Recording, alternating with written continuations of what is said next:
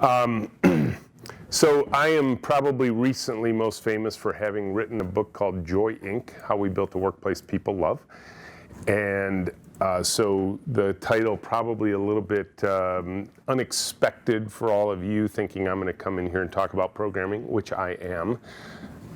But I talk about it in the context of joy, and I will show you, I will give you a little bit of picture of where this comes from for me and where I was in my life, sort of at a similar stage you are today, but a long time ago. So the first thing I'm going to do, and this will be a little bit challenging, and it will drive our gentleman who's recording us a little bit crazy because we don't have a feed into the speaker system, but I think you'll be able to hear most of it. But I just wanted to give you a little 90-second view into Menlo Innovations. How many of you ever heard of the company? Anybody ever heard of Menlo? Okay, a few of you. We're right down on East Liberty Street, just around about the Michigan Theater, in the basement of the Liberty Square parking structure. How's that for a description of a place to work, huh? Probably conjures up some images of dripping pipes and all that kind of stuff, but then we do have some of that every once in a while. But I'm just going to show you a little picture, 90-second picture into the company.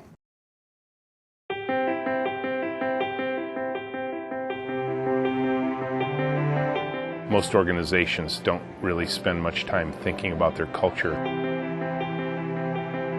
Most organizations operate in chaos. Everyone wants to work on something that's bigger than themselves. I did. I started out in an industry that I was very excited about. Very quickly, I hit a trough of disillusionment. And by 1997, when I was promoted to vice president of product development, I wanted out. I wanted to get as far away from this industry as I could. And then in that moment, I decided to change the industry. And that's the story that I've captured in this book.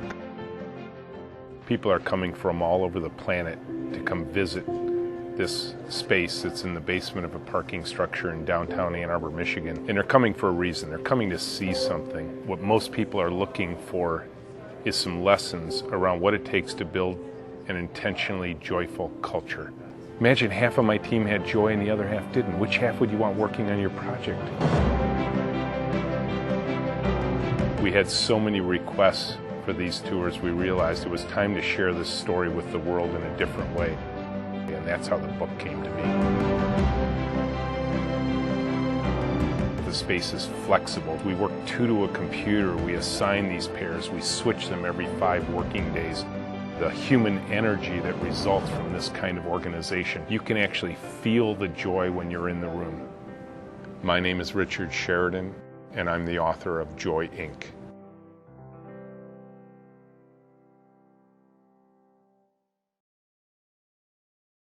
There was a lot of my life as a programmer, because I started out as a kid in 1971 as a coder. Actually, I was writing software when I was a freshman in high school. It was the first time that the school system that I was in up in Mount Clemens, Michigan, just north of Detroit, offered computer science. It was one of the first schools in the nation to offer computer science at high school. And I had a chance to take a programming class in 1971. I'm going to just back up for a second here. And I was hooked. I typed in a 2-line program onto a teletype. It's the way computers used to work back in those days. It was a roll of paper, mechanical instrument, dial-up modems, all that kind of stuff. Typed in a 2-line program, typed the word run, and the computer came back and clacked out on that piece of paper, "Hi, Rich," because that's what I told it to do, my version of hello world. And I, for whatever reason, in those days, saw a very bright future for me, for the world, that this was exciting. I wanted to be a part of this. I thought software was going to change the world in 1971. I think I actually set my sights too low in terms of what we've accomplished in our industry. But by 10th grade, I won an international programming contest for typing in the entire baseball register into the computer, which is the lineup of all the major league players, so that my friends and I could play baseball in the winter months. By picking our teams, our favorite teams, mine of course was the Tigers. I'd always force my friends to pick some other team that I could try and beat. And it would actually play out the game based on averages and bats right, throws right. I mean, obviously today this would be considered to be the precursor to fantasy baseball. I just wanted to play baseball on the computer. That program won me an international programming contest in 1972. And by 1973, before I could drive, I had a job as a programmer at the Macomb Intermediate School District, creating the first email system that Macomb County schools would ever see. In fact, the word email wouldn't even be invented for another decade, so we didn't call it email back then, but it was the same idea. And so I was on my way. I could tell you it was a heady time when you're a kid doing magical stuff with computers, especially back in those days. The adults around you marvel. They're like, how do you know how to do it? My parents were like completely blown away that I could do anything with a computer. They didn't even know what a computer was, really. And so that was a very young start in a very exciting profession. I kept working all the way through high school graduation. I actually got my first 40 credit hours at Macomb County Community College because I wanted to get a degree, but I didn't want to stop working. So I worked during the day, got my credits at night. Eventually, I wanted to get a bachelor's and a master's degree in this, so I came up to the University of Michigan, got those 2 degrees, graduated by 1982, and very quickly, after graduating and landing in a high-flying company here around Ann Arbor, because this is a great place to be in the tech industry, I can assure you, none of you, if you are good at what you're doing and learning, will have trouble finding work, just in Ann Arbor, let alone Michigan. But very quickly, my profession started to turn on me, and I realized there was trouble coming. And what I was experiencing was chaos. Chaos in the software industry may be easy to imagine. How many of you ever worked as a programmer somewhere, or worked with programmers anywhere? Okay, so bug reports coming in, missed deadlines, blown budgets, unhappy customers, unhappy peers, everything was going wrong. That was chaos. I'd come home, I would often work nights and weekends. The IT industry is famous for death march culture. Programmers working 60, 70, 80 hours a week. I'd come home at the end of long days, my wife would look at me, I'd be tired, and I'd be late for dinner, and she'd say, honey, the dinner's in the microwave. It's cold, we missed you, you look really tired, did you get a lot done today? And I realized in that moment, no, I got nothing done today. I worked hard, I did a lot of stuff, but none of it got done. That was chaos. Now, in the software industry, especially today, if you operate in chaos for too long, you're going to suffer negative events. The one I write about in my book is a tired programmer made a mistake at Knight Capital Group in New York City.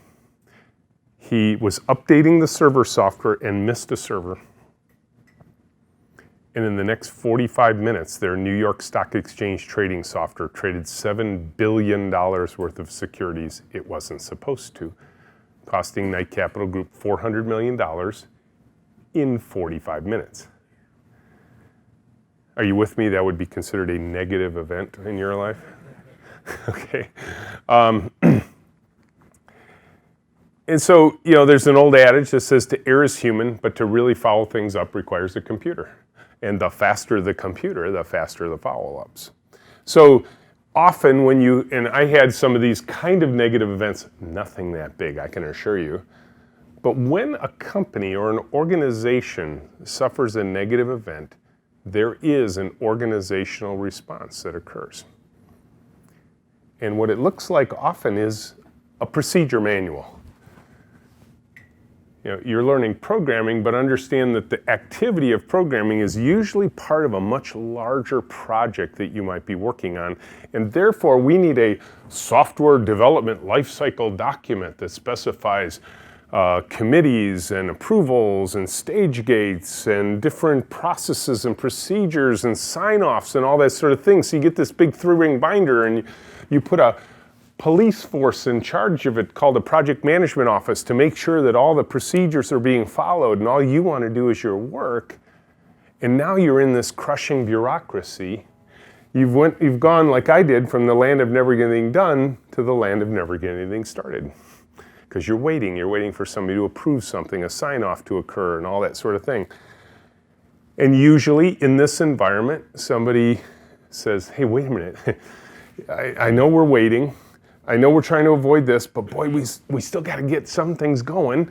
So little shadow IT groups form. They find somebody like you and they're like, hey, we're going to hire you as an intern. We're going to have you do some stuff around the system. And now you're operating simultaneously in chaos and bureaucracy. Isn't this exciting? This is where I found myself. This was my life. This is why I was thinking of getting out in my earliest days of my career. Now, usually the enlightened management team says, hey, maybe we went just a little too far with bureaucracy. Let's back it off a little bit. Let's create a lighter version. But even those things don't happen. They cancel all this stuff, fire the PMO, and declare they're agile or lean or something like that. And all that usually means is they're choosing chaos again. And back and forth I went in my life. Along the way, though, because I'm progressing, I had this lovely career rise. You know, remember 1971, I'm the kid in high school. 1973, I've won this programming contest. 1982, I've graduated from Michigan. And between 1982 and 1997, I climbed the career ladder that everybody says you should do, or at least they said I should do. I became vice president of R&D of a very high-flying public company, but a tired public company nonetheless. And while all of this was going on, this lovely career rise, all of this was happening in my life. And I was falling out of love with the profession I'd chosen. And somewhere around here in my mid-30s, I'm like, I'm not sure I can do this anymore. I'm not sure I want to do this anymore. I'm looking ahead at another 30 years of my career and I can't muster up the energy to keep living in this world. So my choice in this moment was to rely on my inner optimist. My inner optimist says, even when you're in a room full of manure, there's probably a pony in here somewhere. Keep digging till you find the pony. My route out took me to authors and books. I started reading books not on technology, but on team design, on organizational design, on management, on teamwork, on visioning for the future and all those sort of things. So that's kind of where my career ended up taking me. And what I discovered inside of all of this is that there is an antidote to this, and it's very powerful, and it's actually quite simple. Although remember, simple is almost never easy. There's a big difference. But what I discovered was the thing that humans crave and can drive our teams is simple, repeatable, measurable, visible structure based on human relationships that feed human energy. You see, what I wanted more than anything else was to recapture the joy I had been experiencing in the earliest part of my days. Now, I can tell you that when you go around the world and you've written a book, a business book, that has the words joy and love on the cover, there is a risk you may not be taken seriously, right? And I was willing to take that vulnerable risk. But when I go around the world speaking on this subject, people ask me, Rich, why joy? Where did that joy word come from? Because that seems like a weird word to choose. You could have chose productive, you could have chose effective, you could have chosen a lot of other words, but you chose joy. Why is that? And often what I'm faced with are, we'll call it much older versions of you. People who, like me, have gone through what you've seen here. Because I can tell you, when I show that chaos to bureaucracy picture to corporations that invite me in to speak, usually someone will pull me aside later and say, who have you been talking to at our company? You've just described the last 10 years of our organization here. You know, has someone given you the, all the history of our organization? Because that's exactly what we're going through. And it's like, yeah, I know. It's exactly what everybody's going through. And it doesn't need to be that way.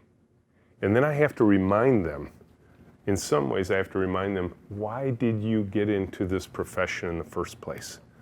And so first I had to look back for me. Where did the joy come from for me? And I thought back to that kid in 1971 who had that excitement of telling a computer what to do, and it did it.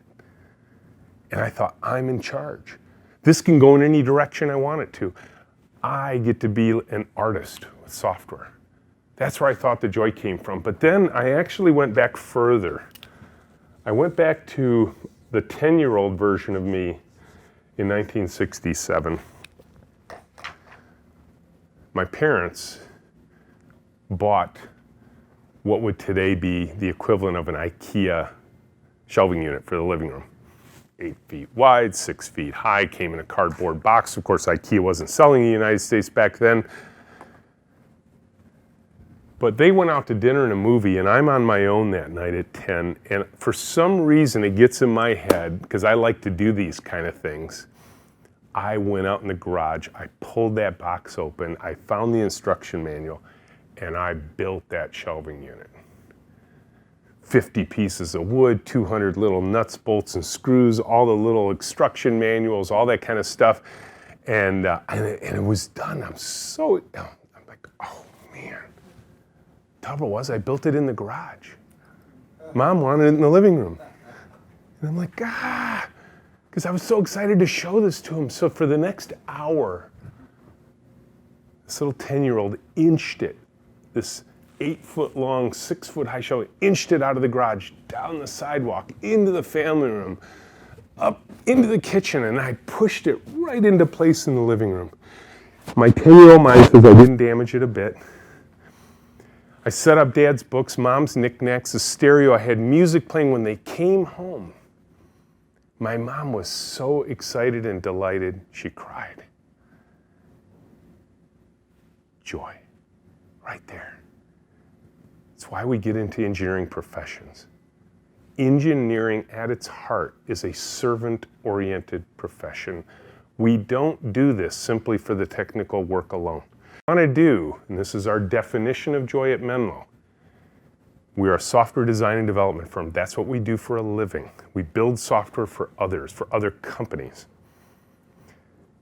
And what we want more than anything else is that our work gets out into the world and delights the people for whom it's intended, much like my mother was delighted in that moment. What we want more than anything else is somebody to thank us for the work that we did. To say, wow, really? You guys did that? That's awesome. I love that software. Do you know how seldom those words get uttered by humanity? I love that software, right? Let me test the market here just a little bit. How many of you enjoy using the system here at WCC to register for classes and pay your bills and keep track of your record? Is it a fun system to use? Do you enjoy it? Do you ever grab your head thinking, what were they thinking? How could they make this so hard? I don't know what it's like here. I do know what it's like at the University of Michigan, my alma mater, because my daughter tried to register for classes at Michigan. It's the only time in her life she's ever done this, because I will tell you, as experienced as I am in this industry, she grew up with technology. She knows how to use it better than I do. It's the only time I've ever seen her do this. She handed me her computer and said, Dad, I can't figure it out. You have to help me. Now, don't get me wrong. I appreciate that the University of Michigan wouldn't spend a lot of time working on class registration software, because what does that have to do with the business they're in after all? I mean, registering students for classes, is that sort of core to what they do? I mean, couldn't be that important that you would spend time trying to make a system. Oh wait, no, that's all they do, isn't it? That's the core mission of their place, is to register students for classes, and yet they made it so difficult, right? And let me tell you, if you think about it, think how many times you are frustrated with this. We didn't want that. That is anti-joy for us. And that's what I was experiencing in this time period in my life. And quite frankly, I was at least a party to the problem. It wasn't like everybody else had to change. I had to change too. I had to personally change, and then I had to affect change in the system. And my early joy quickly gave way to fear. Spending time away from family, worried that the stuff I was working on wasn't going to work or wasn't going to delight users, and operating in that chaotic, bureaucratic environment where our processes of getting software done felt like the metaphorical equivalent of coming into work every day in rubber coats and plastic visors and oxygen tanks, little helmets, like firefighters, and yet at the same time flicking lit cigarette butts everywhere and carrying sloshing gas cans. And we were wondering, why are there fires everywhere?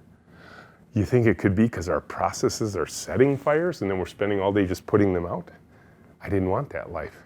And then the saddest part of software development is when the project never sees the light of day. When the boss comes in and says, hey, I'm sorry, that thing you've been working on the last 3 years and all the overtime and time away from family, we canceled it. I believe the largest business project failure in the history of mankind occurred in our industry. 10,000 people worked for 5 years on a product that never saw the light of day. If you do simple math of 10,000 people, 5 years at just 2,000 hours per year at a burden rate for a corporation of about $100 an hour, which is not an unusual one in the tech industry, you do all that math, it turns out to be a $10 billion project. And as soon as it shipped, the company who shipped it shelved it. They basically canceled the project. You all know, well, maybe I think you might know this one, depending on age. You at least know the company. Anybody have a guess what company had this failure? You all know it. You're all staring at it right now. Microsoft. Windows Vista. Windows. Project Longhorn. Yeah, as soon as it shipped. It was canceled and rewritten from the ground up. Exactly. To be worse than Project Longhorn. Well, yeah, we won't go into that detail yet. They still haven't learned anything from their bad days. But think about it, right? As soon as it shipped, no, I appreciate your emotion around this, because think about it, right? 10,000 people for 5 years in Microsoft death march culture, and as soon as it shipped, the marketing team said, hey, we were just kidding. Here's the coupon. Your new Hewlett-Packard computer that came with Vista, you can downgrade your computer to XP. That is the anti-joy in our industry. And, just to, think, wow, that was an aberration. No, it wasn't. This happens all the time. Think of healthcare.gov, right? The President of the United States of America stood before the nation on September 28th and said, my team tells me the project is going to ship on time on October 1st. 2 days before, he's like, it's good to go. The team assures me everything's okay. October 1st hits and all the wheels come off. Gaping security holes, huge performance problems, congressional hearings, they find out 40% of the coding hasn't even begun yet. And then they throw it all away and rewrite it. And the President of the United States stands before the nation and says, bugs and glitches. I'm sorry, the President of the United States should never have to utter the words bugs and glitches. It's just wrong, right? And let me tell you, bugs and glitches underplays what actually happened. Those are easy words to use to describe utter chaos inside of a development team. They messed up big time.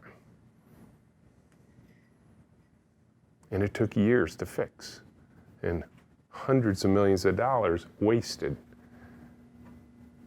So my dig out led me to authors and books.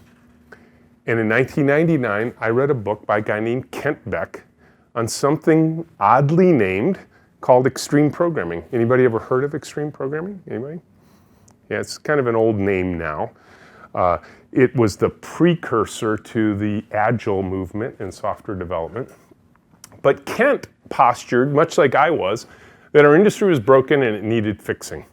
He had a very specific set of ideas that intrigued me. And as soon as I read them, I'm like, wow, these make a lot of sense. And then I saw a video on an industrial design firm in California called IDEO. Nightline, an old-time television show, did an episode on them. And what I saw in these two things was a different way to do programming, to organize software developers, and a much different way to approach user experience design, because I needed both of those things. I needed better process to create solid working software, and I needed a completely different approach to making sure we don't frustrate users with the work that we do. And I had, in that moment back in 1999, 2 years after I became VP of R&D, boom, all that pain here and my journey out with authors and books and digging in the room full of manure, it suddenly clicked for me. I got it. I know where I'm going. And over the next 2 years, as a VP of R&D at this company from 1999 to 2001, I completely reinvented the way software was developed at my company. We changed everything. We left no stone unturned. And the results were absolutely astounding. And I would likely still be there today had the internet bubble not burst and the California parent company that had purchased my company looked at a spreadsheet and said, hey, if we close the Ann Arbor office, I don't know what's going on out there, but they're far away. Let's just close them and look at how much money we save. The people who made the decision had no idea what I'd created. So in 2001, I lost my job. I went home, told my wife. With tears in her eyes, she looked at me and said, you're unemployed now? I said, no, honey, I'm an entrepreneur now. Remember, eternal optimist. And that's when Menlo started. Because they could take all of my worldly stuff away, the job, the title, the paycheck, the team, the authority, the title, the stock options, all that stuff, they could take away everything except what I had learned in those 2 years. And what I'm going to show you for the rest of the time we have together is what did I learn? And what was its effect? So welcome to Menlo, a place that has very intentionally created a culture around what we call the business value of joy. Joy very clearly defined. And the question I want to ponder with you is, can you see it? Can you touch it? Can you feel it? And does it have business value? Does it make a difference? People from around the world come to see. This was a tour count at the end of 2 years ago. Last year we had almost 4,000 people come from all over planet Earth to come see what I'm about to show you. You guys have to just drive a couple of miles to see it. Anybody's welcome to. Phil, if you want to arrange even a tour sometime for your students to come organized-wise, or you can just stop in and see us. But these are really counts of the organized tours, 332 different tours, 2,400 people 2 years ago. Last year, tour count went up, the visitor count hit almost 4,000. We do 1 to 3 tours a day now. Just kind of remarkable if you think about it. And what do they see when they walk in? They see one of those horrible, vilified open office environments you maybe have read about. Kind with no walls, cubes, offices, or doors. Everybody out in a big open room together. Fast Company magazine calls this idea of an office an idea born in the mind of Satan in the deepest caverns of hell. And they have psychologists with data that proves it doesn't work, especially for introverted programmers, okay, which we were filled with. And what's interesting is people write me, they send me the articles and they say, hey Rich, why does this work for Menlo? And there's even data that says it can't work. How does that happen? Why does it work for you? And I tell them it's very simple. We didn't build an open and collaborative office. We built an open and collaborative culture. Our office is merely a reflection of our culture. And that's very important because what a lot of companies do is they tear down the walls, put a bunch of people that don't know, like, or trust one another out in a big open room, and they say, now you're all going to get along. And you're like, we don't even know these people. Who are these people? I don't know them. I don't trust them. But here we focus a lot on trust. It's noisy, which is weird. We have very few rules at Menlo, but one of the strongest is you cannot wear earbuds while you're working. We want you to overhear the ideas of others, which actually harkens back to our main namesake, Menlo Park, New Jersey lab of Thomas Edison. Edison believed by putting a bunch of smart people in a room together, working on different ideas at the same time, the serendipity of people overhearing the ideas of others. Even if they're failing on their project, that failure might lead to success on another. We believe the same thing. The team is not an org chart. The team is not a hierarchical model. The team sits shoulder to shoulder, working together, side to side. The space itself is very flexible and visual. We have these pull-downs from the ceiling and lightweight aluminum tables. The team is in full control of the space. There are no space police. There's no space czar. There's no one in charge of the space. There's no one to ask permission. If the team wants to change how the space is laid out, they simply change it. And it changes in small ways almost every day.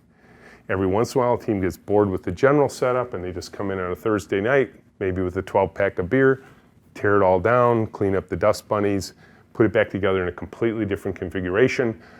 I, the CEO of the company, sit out in the space as well. The last time we moved, I was sort of around this pillar. Then they moved me 35 feet closer to the front door. One more move of equal magnitude and I'll be on the other side of the glass. Trying to be good these days. But the space actually energized. We put a lot of emphasis on physical space. The artifacts on the wall guide us. All the most important artifacts are out in the open for all to see. And one of the books I had read back in those days was Peter Senge's book, The Fifth Discipline, on the art and practice of learning organizations.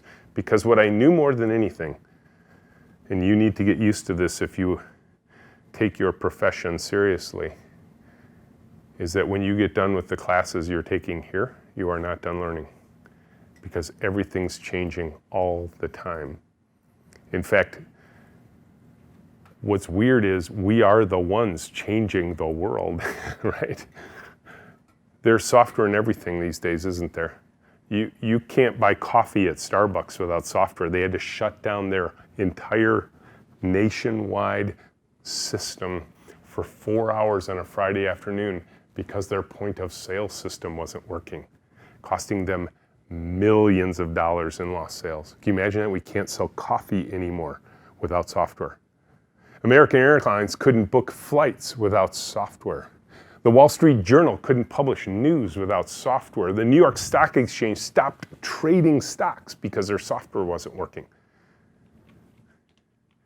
This is a big deal now. We need to take what we do as an industry very seriously. And quite frankly, if we're not learning all the time ourselves, we're falling behind. Heck, even when we are learning all the time, we're falling behind, right? You're learning C++. Awesome. It's a hard language. Believe me, it's one of the harder ones.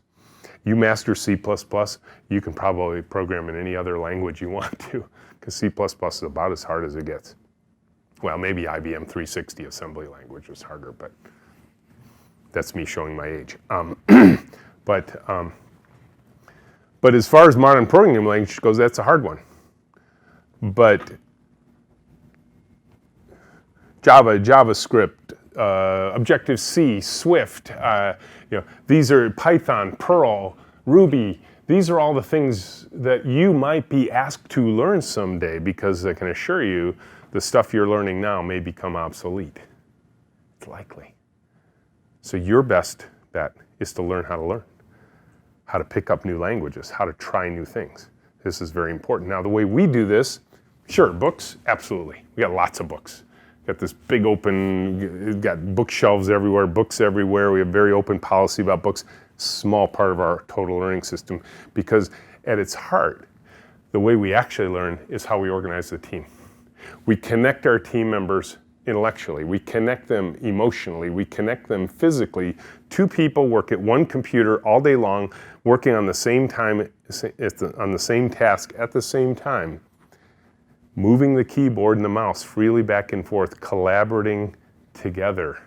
The pairs are assigned, and we switch them every 5 working days. So all programming work at Menlo for our entire history, our 15 years, has always been done in pairs. And one of the things we realized is that the way we communicate is very important. And I love this quote from John Naisbitt. What's interesting about this quote is he wrote it in 1982. And he was talking about the time we're in right now. And he said that the most exciting breakthrough in the century we're in today, and he was writing this in 1982, will not occur because of technology, even though we'd like to believe that as technologists, but because of an expanding concept of what it means to be human.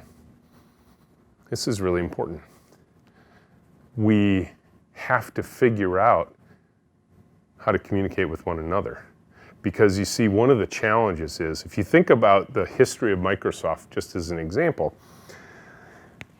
the first operating system was actually written by Bill Gates and Paul Allen, just the two of them, in 1 to 3 months. The last time I have numbers was for Vista, 10,000 people for 5 years. Let me tell you, that's a fundamental difference in organizational design, because now, and it's true, software, because of Moore's Law, because of the expectations of user communities and so on, because of scale, software now requires teams of human beings working together to figure out how to create things. It's no longer the lone hero anymore. We've got to have people working together. So we've got to change the conversation. And so what we do, for example, is we work in this big open room with no earbuds. And when we want to communicate internally inside the company, because we are an in-person company, we all work in the same room together, we don't use electronics to communicate with one another. We use what we like to call high-speed voice technology. It's awesome. The hardware was pre-installed at birth.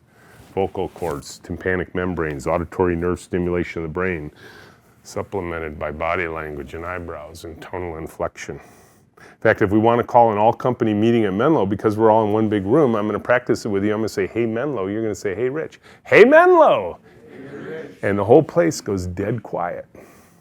And we're an all-company meeting. And usually then, whoever called the meeting, you could come in, you could just walk in our front door and say, "Hey, Menlo," and they'll all look and go, "Hey, you," and then they'll all go quiet, and they'll expect you to say something. "Rich told me to test this system out." And they'll all laugh and go back to work. But the meetings, our all-company meetings, usually last about 7 seconds. "Hey, we got a new project, we got a new customer, this happened, somebody shipped, whatever," and then everybody cheers, and we go back to work. We hate meetings. We think they're mind-numbing, spirit-sucking, energy-draining devices of management, so we pretty much eliminated them. The ones we do have, we keep short. High-speed voice technology. We do have one meeting a day. It's called by a dartboard on the wall. We're kind of whimsically irreverent. The dartboard had an alarm clock in it. Why a dartboard needs an alarm clock, we have no idea. But it was programmable, so we programmed it to go off at 10, because we're programmers. And at 10 o'clock every morning, bong, bong, bong, bong, and everybody in the room stands and gathers in a circle. It's our daily stand-up meeting. Everybody comes, including Fern the dog. And we pass around the iconic symbol of Menlo, the plastic Viking helmet. Why do we like the Viking helmet? Because we work in pairs, we report out in pairs. We like having a two-handled token. 2 horns, 2 people, 1 token. Tracy and Joe report on what they're working on. Carol and Nate report out what they're working on. Thomas and Carol report out what they're working on. And it goes around the circle of 60 or 70 people. And when they're done, they set the helmet down and say, "Be careful out there, go back to work." That meeting usually takes 13 minutes. I defy most organizations to begin a meeting of 60 or 70 people in 13 minutes, let alone call it, assemble it, start it, hold it, give everybody a chance to talk, and get back to work. Now, here's the interesting thing. You're thinking, "But Rich, we're in a programming class. What does all this stuff have to do with programming?" Everything. Because while at the end of the day, our fingers are hitting keycaps to type in code, whose fingers, what are they typing, how do we make sure what's done is of high quality and meeting the needs of the customer, all that kind of stuff, is the meta process that has to wrap around everything. It's what in the old days used to be called software engineering as opposed to programming. And is what is the process we're going to use to get things done? Now, one of the conversations we knew we had to change was the conversation we have with our customers. Because you see, what's interesting is, and you maybe have had this experience, you talk to somebody about something you're going to build in software, and then you go build it, and then you show it to the people you talk to, and they're like, "Huh, that isn't what I was expecting." And you're like, "No, I explained it to you at the beginning what I was going to do." And like, "Yeah, but that's not what," No, this is exactly what we talked about." "Really? Because the way I remember the conversation was like this." No, when I said this, what I meant was this. So we know that's going to happen. We don't try and avoid that, we embrace it. So what we do is every 5 days, we have a show and tell with our client. Every 5 days. So we do work for 5 days, then we show it to the customer. Because we know there's going to be a mistake. We know we're going to misunderstand, So how about if we misunderstand quickly so that we can still correct problems while they're still small? And what we do in actuality, though, is we change the role. This is our customer. Here's the software we just created. This is the people who created it. And our customer is showing us what we did the previous 5 days. We're not showing it to him. By pulling him right into the mix, by putting his hands on the keyboard and mouse, we're truly re-engaging. He can't just sit there and be checking email on his phone or something. No, you're front and center. You're the object of our discussion. You're running the software. You're struggling, or you're succeeding, or you're happy, or you're unhappy, and everybody who did the work that previous 5 days gets to see what happened. And this reconnection with our client every week is incredibly important. And then we go and we look at the plan going forward. See, we did some work. It was work we had agreed on with our client through this planning process I'm about to show you. Then we did the work, then we had the client show us the work we did, and then we go review the plan going forward. Because one of the biggest things that'll happen in software projects is things will change. We can't lay out a plan a year in advance and exactly execute on that perfectly laid out plan. We're actually not smart enough to do that. And I don't mean we at Menlo, I mean we, humanity. We can't look that far ahead. So what we do is we write these little handwritten story cards. We estimate them in hours. This is a 4-hour card. This is a 8-hour card, which happens to be twice as big as 4. Our customer works alongside our project manager and 2 of our high-tech anthropologists. I'll talk about that role in a second. And they pick up these little folded pieces of paper and they lay them down on planning sheets that represent time and budget. And they decide what we're going to work on by prioritizing the things that are still on the table against the things that are in the plan. And if they wanted us to work on them, they have to put it on the colorful sheet that represents the budget that's available. And if it stays on the table, it's not yet in the plan. Now, I will tell you, when people see this, they call us the Amish of software development. They're like, seriously, you guys plan with paper? You're a software company. Like, uh-huh. And they're like, why? Like, our answer is we choose tools we believe work better for humans, and humans are very visual, tactile creatures. And the process is very easy to teach. This project management system, I'm going to teach it to you. You pick up a piece of paper off of the table, you lay it down on the planning sheet, that's the add function. If you pick it up off the paper and you put it back on the table, that's the delete function. I've just taught you our project management system. All right, it's the entire training set. There's a few other nuances like edit, you can swap cards or something like that.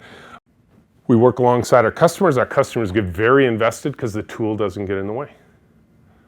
We have planned multi-year, multi-million-dollar projects using this system that hold the lives of people in its hands. For example, one of the projects we did is we rebuilt the organ transplant information system at the University of Michigan Health System with this approach.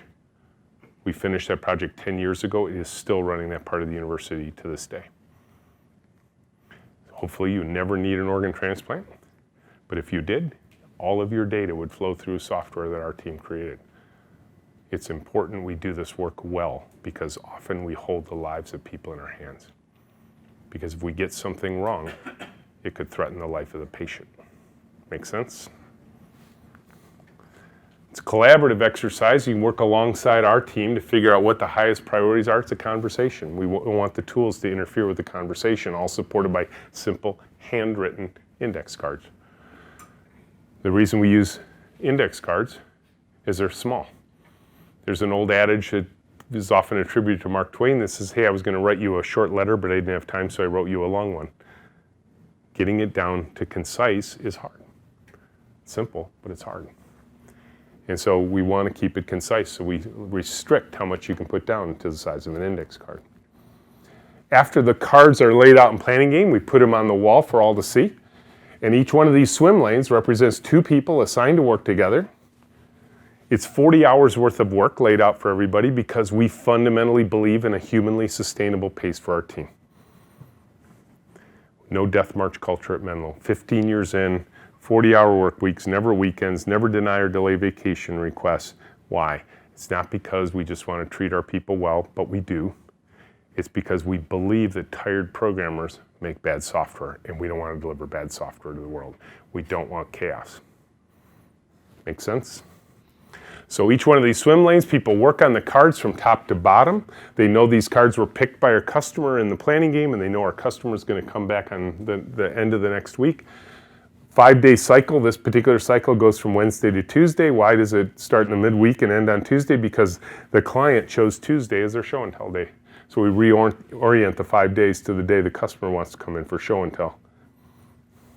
The yarn indicates where we are in the week, and the colorful sticky dots indicate the status of each card. Everything above the string should be completed because the cards are placed next to the day we expect them to complete. If there's a gap, it's because this is a big card and you're going to need multiple days to work on it.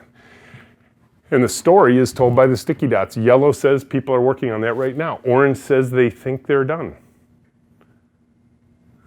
This is a dangerous thing to say to you guys, but understand this is what I used to do. One of my most famous quotes now. Programmers have as many different definitions for done as Eskimos have words for snow. Maybe some of you have used it. Maybe you tell Phil it. He's like, how's it going? You're like, well, it's done, but it's not done. Or it's finished, but it's not ready. Well, it's ready, but it's not complete. Or the famous one uttered between a software team and a QA team when QA finds something wrong and the programmer says, that's funny, it worked on my machine, right? Great, are we shipping your machine to the customer? Well, no, it's my machine. Great, can we get it to work on at least one more computer? That'd be neat, right? So our programmers can only self-declare they think they're done. And then QA checks their work. QA likes what you see, green dot. Endorphin rush for the programmers. QA doesn't like what you see, red dot. Endorphin rush for the QA team. QA likes to break things. And not to malign QA people, what they want to do is break things while they're still in the room because they take it personally when it breaks out in the world. You want that attitude with your QA, your quality assurance team. And then we had to add in this other weird thing. You know, they say often the phrase that the way to get to creativity is to take two seemingly unrelated things and put them together. And what we did was we put together software development and anthropology. Why anthropology? Because anthropology is the study of humans and software is built to serve humans. And what we recognized at Menlo was in order to actually study the humans, we can't just put ourselves in their shoes. We can't think like them. We have to go see them in their native environment. We need to watch them. We need to see what they do. We need to see how they think. We need to see what words they use.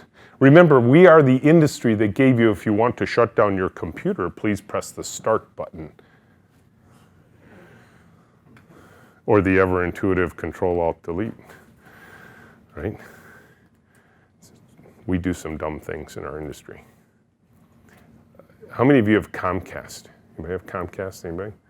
Okay, I'm going to go through a little example with you that you've gotten used to, but if I crack through, this will be the equivalent of taking the red pill in the Matrix. It's my favorite movie, by the way.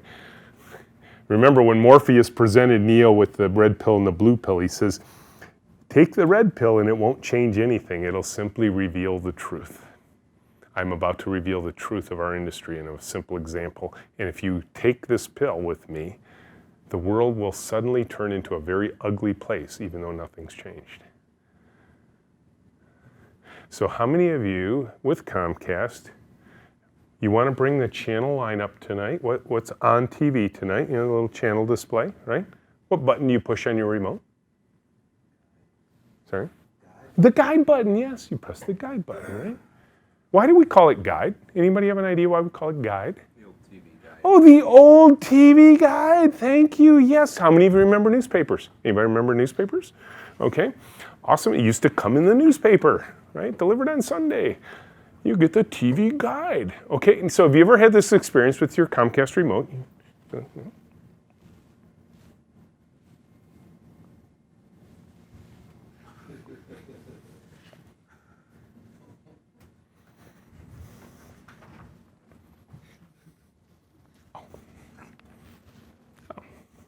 Right at the end there it worked. What did I have to do? Press the what button? The TV button, right? You have the remote, you press the TV button, you can interact with the TV. Then you press the DVD button, it can interact with the DVD player. Okay, you're so close. So I had pressed the TV button and it wasn't working. Why is that? What? Press the cable button.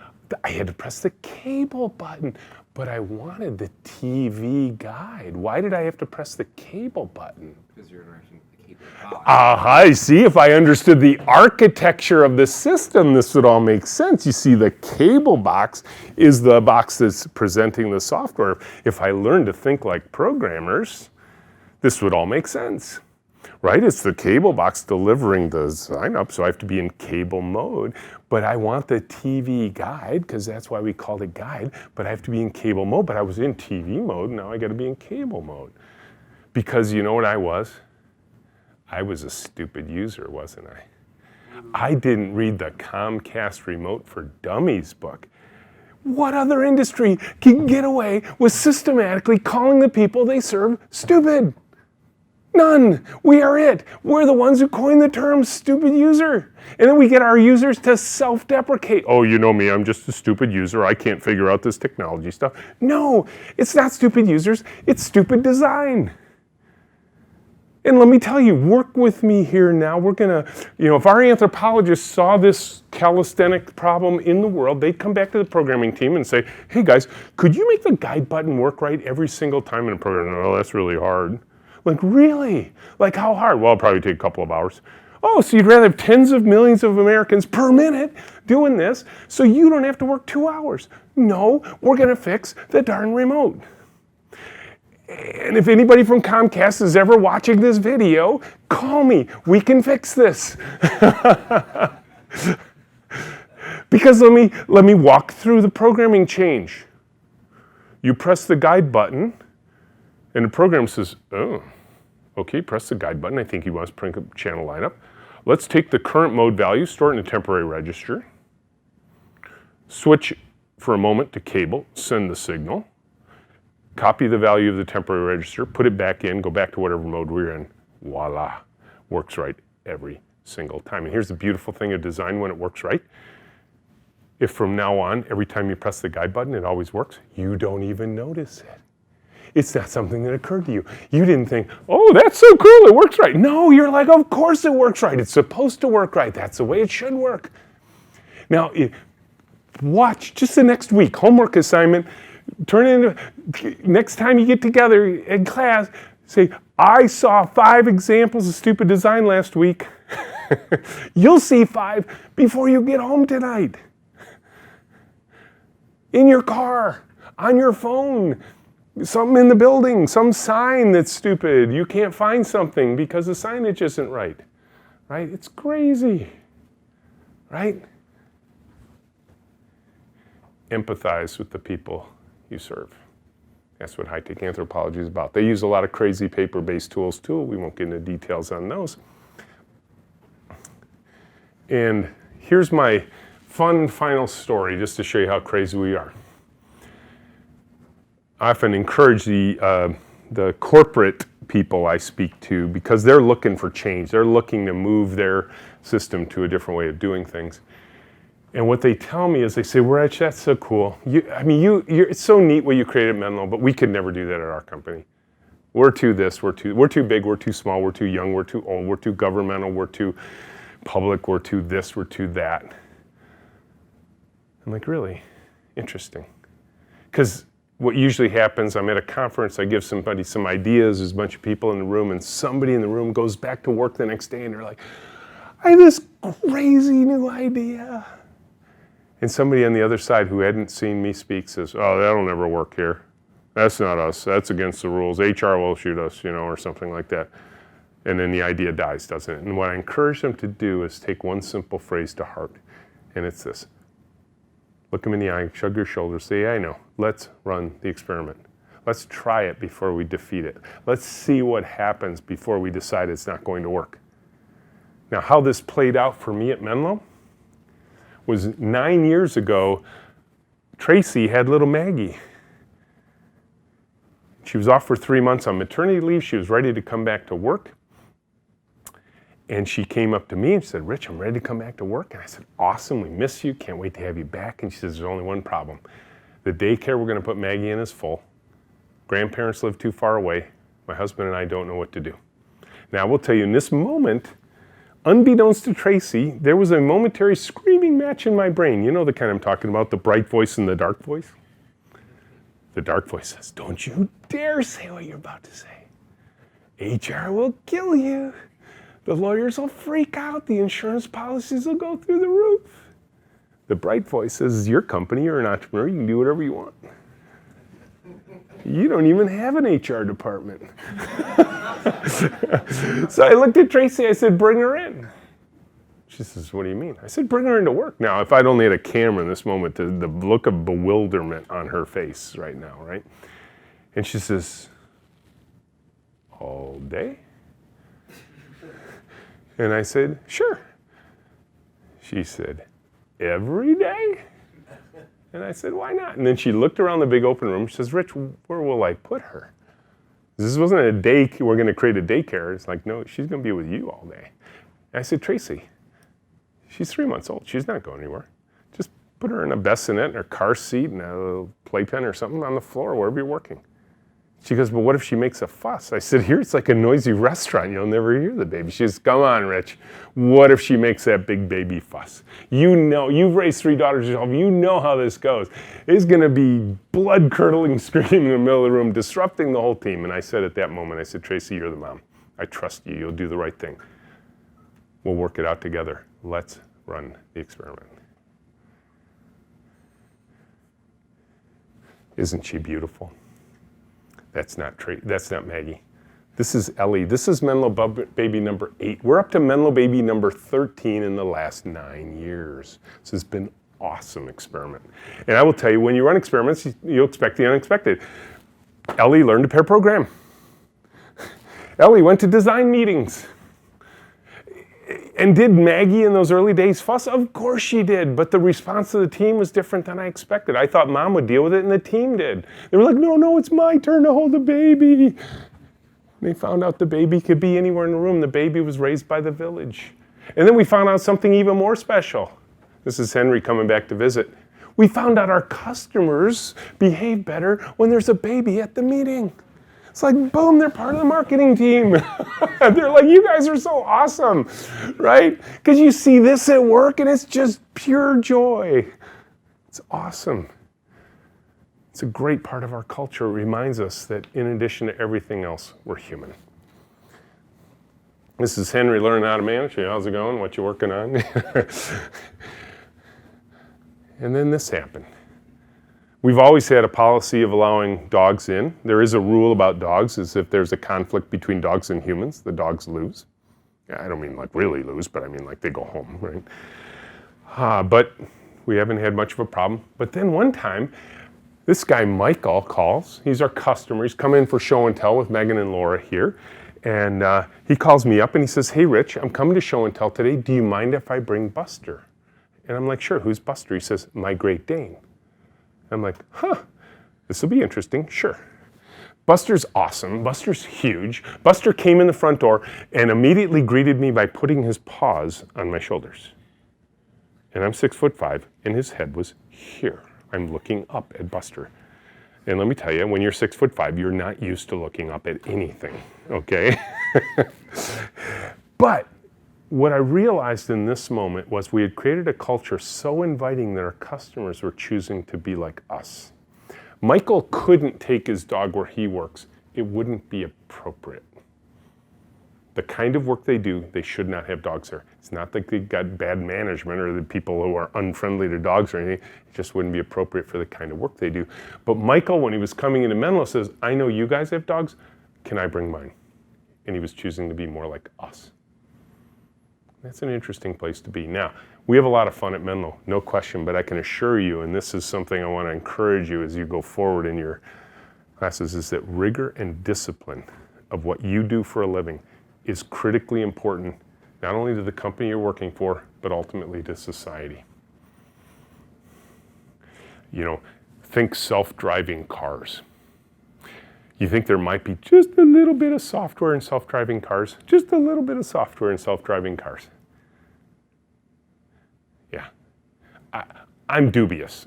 I'll be honest. You ask me about self-driving cars, I'm like, you're building them in Mountain View, California. Get over yourselves. Come to Michigan. Get them working on the roads right now in snow with chuck holes. I mean, it's like, I'm a little worried about the environment they're building those things in. But anyways, but the point is there is no substitute for doing a good job. One of the reasons we pair people is we get a chance to have people challenge each other in this. Phil, I don't know if you guys teach anything about automated unit testing frameworks, but if you don't know anything about it, this right here, this thing right here, test-driven design facilitated by automated unit testing frameworks like NUnit, CPP unit, JUnit, and others, is something you should know about. This is the most powerful concept in computer science to come along in my career. And it isn't being taught here, and it isn't being taught at the University of Michigan, and it isn't being taught where I mentor at MIT, and it is the most powerful method for improving the quality of software. It is simple, it is powerful, and it is ignored at most places, but not at Menlo. There are at least 2 or 3 software companies right here in Ann Arbor who use this technique. Menlo, Pillar, and Atomic Object. So here in this town, very powerful, but it's typically being done in industry, not yet in academia. So happy to talk about that at some point. But ultimately, this is what I wanted to do, was to build a learning organization. As Peter Senge said in the 5th discipline, in the long run, the only sustainable source of competitive advantage for our company is your organization's ability to learn faster than your competition. Happy to take questions. I obviously went a little bit over, but I hope that was okay. What thoughts, questions, concerns, comments do you have about everything I told you here? Yes?